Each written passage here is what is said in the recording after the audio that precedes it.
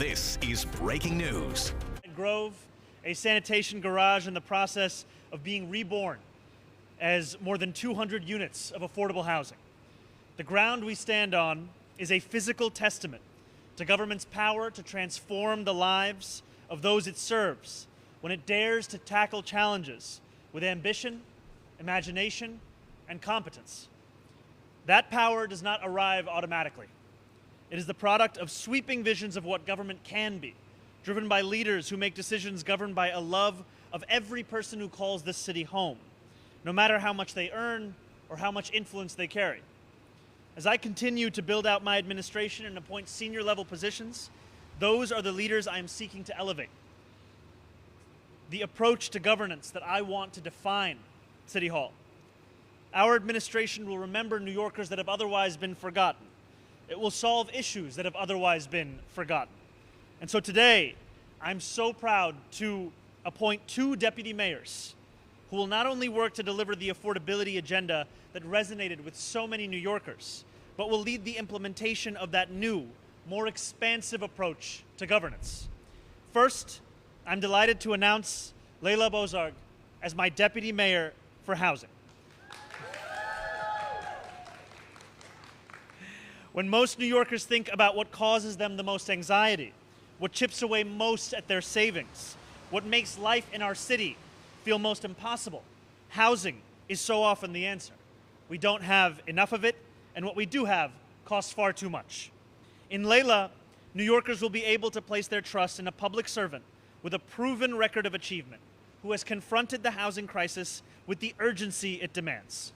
She boasts 15 years of shaping housing policy at senior levels of both city and federal government. She currently serves as New York Executive Director for Housing, where she directs the $25 billion housing capital budget and oversees housing and land use strategies across HPD, HDC, NYCHA, HRO, and DCP. More important than her resume, though, is who she has fought for. Since she assumed her role nearly 2 years ago, she has worked on behalf of tenants, low-income families too often left behind, public housing developments so frequently deemed secondary, and migrant communities whose welfare is often cruelly and pointedly forgotten. I am so eager to work with her to overhaul the housing landscape across our city, provide lower costs for New Yorkers, and make this city somewhere that many are able to call home again. In this work, she will have an exemplary partner in our Deputy Mayor for Economic Justice. This is a new position with a vast remit to tackle the inequality that too often permeates across our city, to go after unfair labor practices and corporate abuses, and above all, to build a city that puts workers and consumers before profit. This is a powerful role, and it demands a leader who has extensive experience fighting and winning on the largest stages. That is why I am thrilled to announce that Julie Su will serve as New York's inaugural Deputy Mayor for Economic Justice. Julie served as President Biden's acting Secretary of Labor until this January and was Deputy Secretary of Labor before that. Her history of fighting for working people is well known to anyone in labor. As California Labor Commissioner, she took on wage theft and those who sought to exploit immigrant workers, work she only deepened in our nation's capital. Her work as a public servant is built atop her long legacy of tireless advocacy on behalf of those subjected to unimaginable exploitation. When she fought for Thai workers held in inhumane conditions in a makeshift garment factory in El Monte, California, she wasn't just defending the vulnerable, she was championing the otherwise forgotten. I turn to her to continue this work as she oversees the Taxi and Limousine Commission, Department of Consumer and Worker Protection, the Commission on Human Rights, Small Business Services, and several other agencies that will focus on New Yorkers' everyday economic realities. And I will ask her, as well as Deputy Mayor Bozark, to lead with a compassion that too few working people expect from their leaders, a creativity that too few New Yorkers expect from public service, and a boldness that is too rare. Together, I am eager to measure our success by one simple metric: how many forgotten New Yorkers feel themselves now represented in City Hall, and how many people across this city feel their lives measurably improved by those fortunate enough to serve them. Thank you so much, and we will now hear from our new Deputy Mayor for Housing.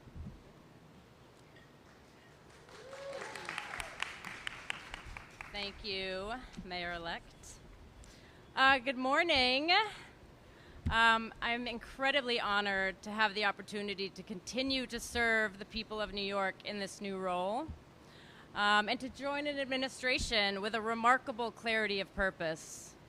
Like so many New Yorkers, I watched over the past year as Mayor-elect Mamdani shared his vision for a more equitable, affordable New York. And like so many New Yorkers, his message really spoke to me, and it spoke directly to the work I care so deeply about and have been doing for 2 decades. When New Yorkers hear the word affordability, I know it means something different to each person. For some, it speaks to high medical bills. For others, grocery costs. And for many young families, it's a reminder of the exorbitant cost of childcare. And yet, I know that for so many, the cost of housing is the #1 issue that comes to mind. When you can't afford a home, so many of our neighbors cannot, you can't fathom a life of dignity and security. Everything depends on stable housing. For the last 20 years, I have dedicated my career to rewriting that equation, to expanding our supply of mixed income, affordable, and public housing, building and preserving housing, affordable housing across our city, and standing up for affordable housing tenants. Every day that I have gone to work, whether it was at the Department of Housing and Urban Development under President Obama, the city's Department of Housing Preservation and Development, or more recently as the Executive Director for Housing in City Hall, I've been driven by a singular mission of making housing something that improves people's lives rather than something that causes them anguish and distress. We face immense challenges before us, but every challenge is an opportunity. There are hundreds of thousands of homes that we can be building. Look no further than the site we're in today. It's proof. We can turn city-owned sites into deeply affordable housing. We can get creative and innovative. This site is ready for massive infrastructure and housing investments, and we're going to turn it into homes for hundreds of New Yorkers with various needs, for seniors, those ready for home ownership, those coming out of the shelters, and those with low and extremely low incomes. I, like our mayor-elect, relish the chance to prove that we can do much more of this, and that what so many deem impossible is indeed very possible. In Mayor-elect Mamdani, I see a bold leader with a comprehensive vision to transform the landscape of housing across New York that we need to deliver to truly achieve truly lasting and meaningful change. I'm humbled by the trust you've put in me to assume this role and to fulfill its awesome responsibilities, and I look forward to continuing to serve the city that I love and the millions who call it home. Finally, I'm proud to join a team that leads with drive and determination and works tirelessly to include every New Yorker in this equation and everyone who deserves dignity and power, including my new colleague, Julie. Because people's ability to find and keep housing has much more to do than with just the housing. It's also about their ability to find and keep good jobs and dignified work so that they can pay their rent and mortgages. I'm grateful to every person that has helped me get to this point. I want to mention a couple mentors: Maria Torres Springer, Alicia Glenn, Vicky Bean, Eric Enderlin. I want to thank my parents who were not able to be here today, but whose personal sacrifices in coming to this country 44 years ago gave me and my siblings a chance to be who we are and to live out our own dreams. And I want to thank my wife, Molly, who supports me in my ability to show up as the best version of myself every day. Most of all, I want to thank the people of New York for placing their trust in me. I will get to work, and I will work to fulfill that trust every single day. Thank you.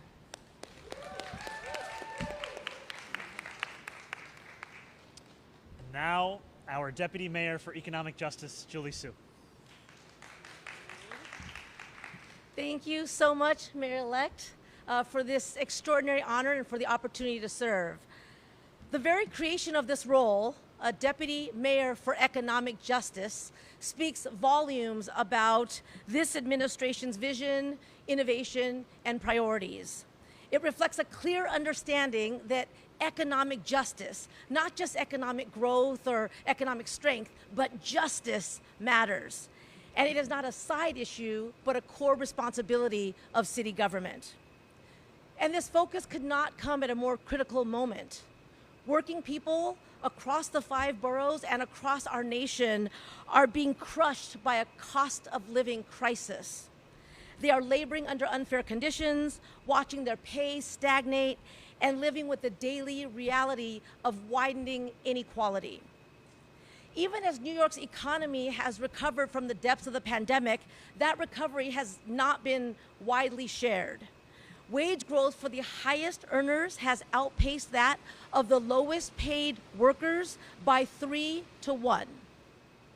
Half of working age New Yorkers struggle to afford their basic needs. And 1 in 4 lives in poverty, double the national rate. Mayor-elect Mamdani ran a transformative campaign focused on affordability, and I'm honored to help him deliver on that promise. That means a relentless focus on lowering the costs that are pushing so many families into poverty and so many out of the city that they love. But affordability is not just about bringing down costs, it's also about bringing up wages. That's why we have to make sure that jobs pay enough, that every worker gets a just day's pay for a hard day's work, and workers can organize and bargain collectively for their rights on the job. As the mayor-elect constantly reminds us, in the battle against inequality, one of our strongest tools is union density. I know that truth personally. When my parents first immigrated to the United States, they worked minimum wage jobs until my mom was hired by Los Angeles County. That's a unionized job, and it changed our lives. It allowed her to be home by 5:30, it let us go to the doctor when we were sick, and now that she's retired, she has a pension. And it brought stability, dignity, and the breathing room to dream. So it made the American dream more tangible for my family, and it put me on a path to law school. The power of a good job and the responsibility of government to guarantee basic standards of dignity and respect has guided my entire career. It drove my work as I fought for corporate accountability against those who exploited workers, and it shaped my tenure as California Labor Commissioner when we took on wage theft and stood up for immigrant workers. And it informed my work as acting U.S. Labor Secretary, where we worked to build power for workers across the entire country. So these are the experiences and the perspectives that I will bring to this role. And here is the promise that I believe local government can make and must keep. That in the richest city, in the richest country in the world, no one should be treated as disposable. That dignity on the job is not a privilege, but a right. That justice is not abstract, but it's felt in a paycheck that you can live on a schedule that you can build your life around, a workplace where your voice matters, and a city that has your back. Local government is where ideas become real. It is where policy meets people's lives. And under the Mamdani administration, New York City will once again show what it looks like when government chooses workers, when it delivers not just growth, but fairness, not just opportunity, but security, not just prosperity for some, but dignity and justice for all. I'm so grateful for this privilege to serve alongside amazing colleagues and under this history-making mayor-elect to deliver on this vision. Thank you.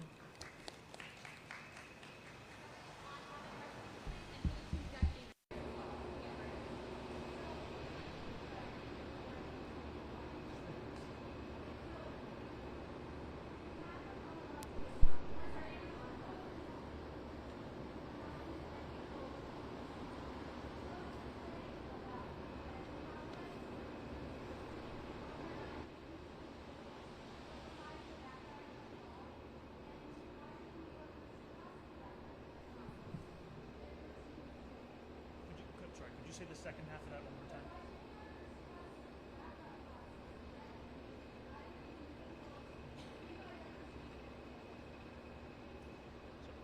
Our administration will operate under a standard of excellence. And setting that standard is not only about fulfilling it, it's also about holding yourself accountable when you are not doing so.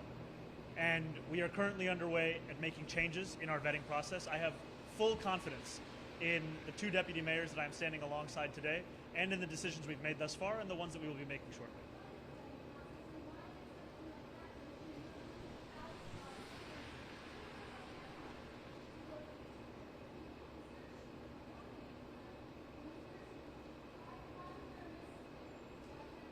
There are clear changes that need to be made, and that's exactly what we're doing right now.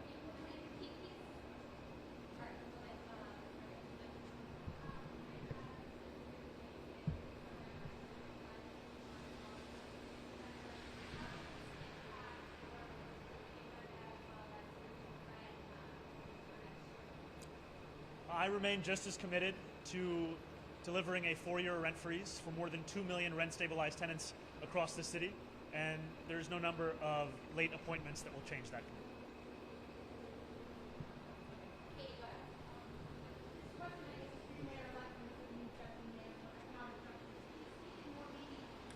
Sorry, Katie, if you could go even louder if it's possible. Yeah. For the general public, Thank you. terms, how would you describe the day-to-day of the deputy mayor for economic justice? We'd be going over policies and agencies. Would there be particular focus you're looking at, whether it's housing or wages? You want to explain a little bit about how you envision that job? Absolutely. Thank you. This is a job whose portfolio will bring together a number of agencies where workers' rights are to be protected, but so often are not. We're speaking about the Department of Consumer and Worker Protection. We're speaking about the Taxi and Limousine Commission. We're speaking about the Department of Cultural Affairs, right? We're speaking across the board, and I'll give you one example. Just the other day, the City Council passed legislation that would protect for-hire drivers from the threat of unfair deactivation.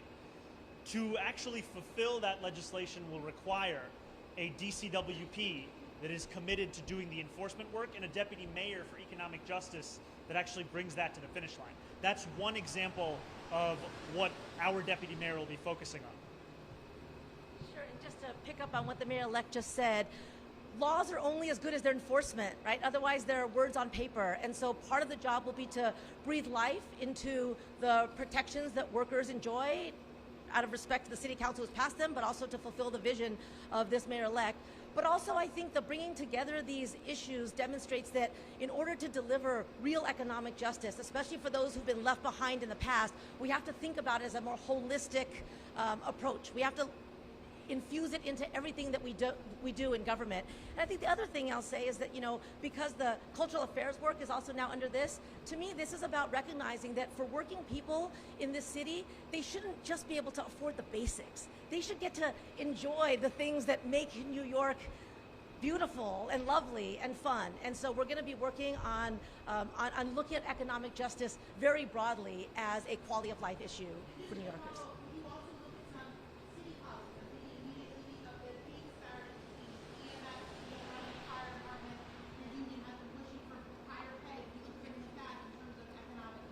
It's going to be a focus external and internal. And I think just one thing before we get to Jeff is that I think the World Cup is also an example of this. The World Cup czar will be reporting to the deputy mayor for economic justice. That speaks to a vision of an event that could otherwise simply be considered a sporting event or a tourism event, but also an event that will ensure it is deeply connected to the lives of working people across the city. Thank you.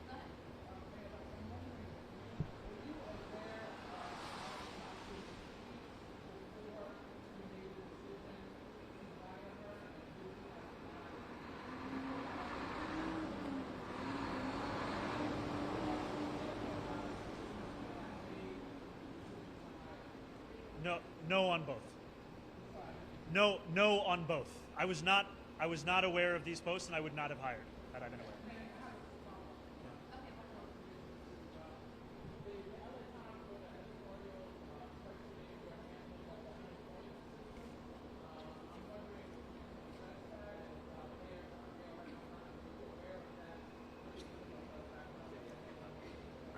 I can say that in looking at our deputy mayor's record and in looking at how she stood up for workers across the country, it is a moment of incredible excitement for myself and for the entire team to have her in leading this work.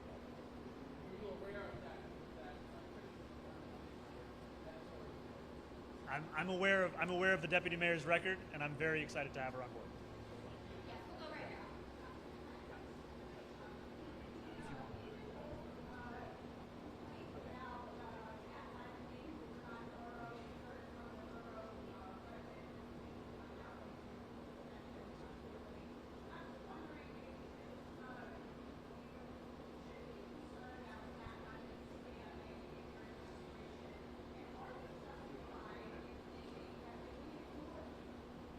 You know, I understand why many Staten Islanders would be concerned about that given their experience under a number of different mayoral administrations. And I look to Staten Island as not an obligation but an opportunity.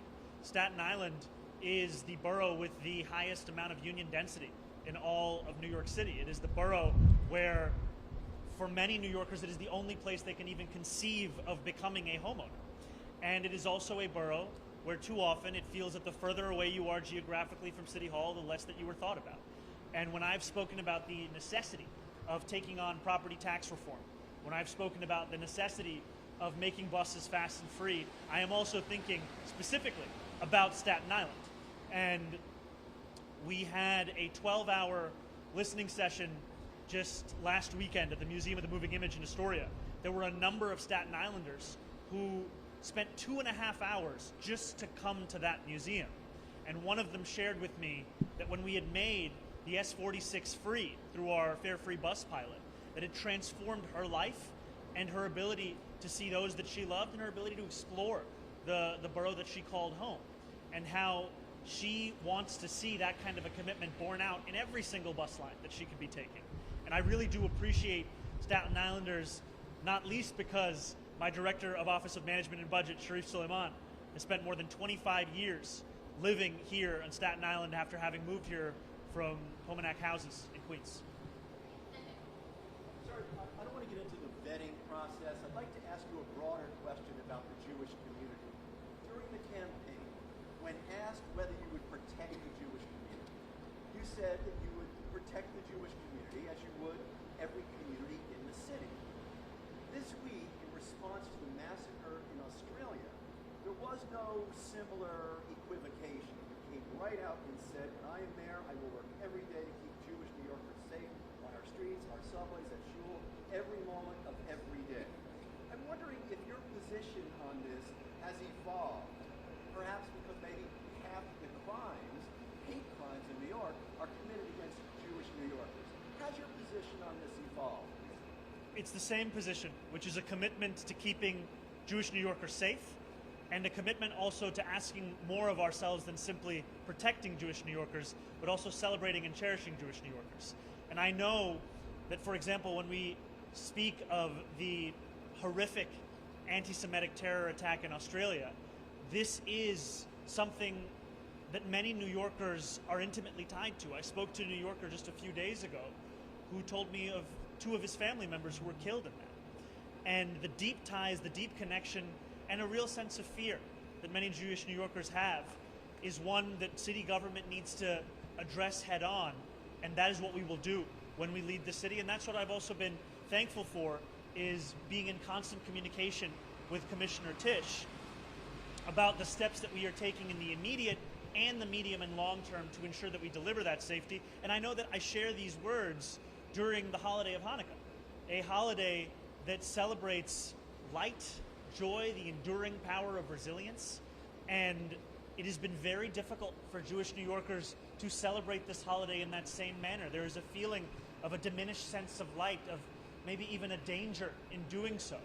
And what I have found inspiration in is the story of the Maccabees themselves, and the importance of understanding that impossibility is something that you can in fact confront, you can in fact tackle. And my hope is that in leading this city, that it will be a city where Jewish New Yorkers are not only safe to leave their homes and go to work and to spend their lives as they would like to, but also in celebrating their own faith and in lighting their menorah, and in knowing that this is a city that cherishes them and they're being a part of it. Thank you. Hey, good morning, Mr. Mayor. How are you? How's it going? Doing well. This housing development is mandating the work since the Balanger administration released. Do any of you have a sense of when Staten Islanders or New Yorkers could actually expect housing here? And how do you hope to streamline projects like this in your administration? You know, I will ask my deputy mayor for housing of many things, but I will also be fair and ask her of those things from January 1st when she continues to do this work, but in a new position. I will tell you, however, that the concern that many New Yorkers have, whether about the timeline of this project or frankly the timeline of work across city government, is one that is of deep importance to me. And so we have spoken about, whether in our interview process or in our own internal discussions of the way we will set up city government, of how we have to tackle not only the delivery of more than 200 units of affordable housing here, but also the fulfillment of the commitment to have a grocery store at the same site, to ensure that we are also taking on the issue of procurement of capital projects. You know, it was maybe about a couple weeks ago where I met with representatives of CIGs across New York City at the Museum of the Moving Image, including representatives of a few Staten Island institutions.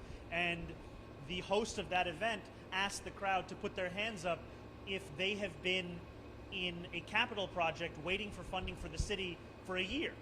Almost every hand went up. For 5 years, many hands stayed up. For 10 years, some hands were still in the air.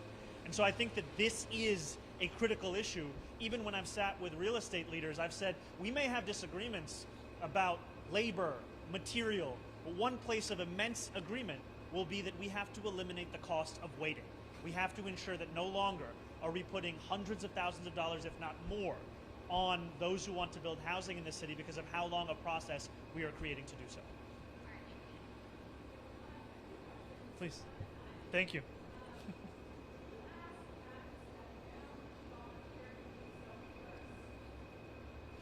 So I made clear that these comments were reprehensible. She expressed a deep sense of remorse. She offered to resign, and I accepted. She offered to resign, and I accepted it.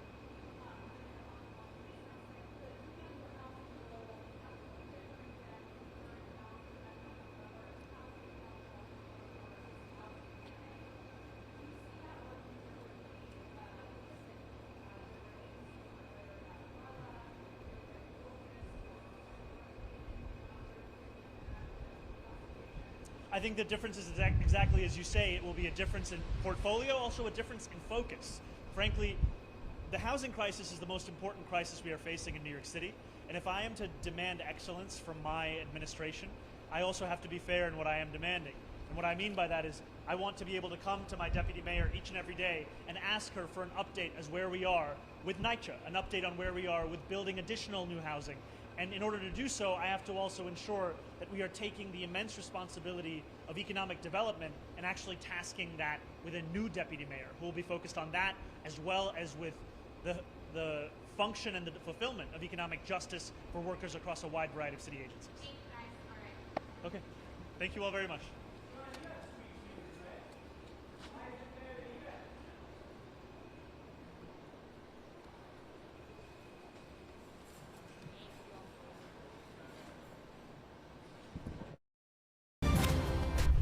This has been breaking news.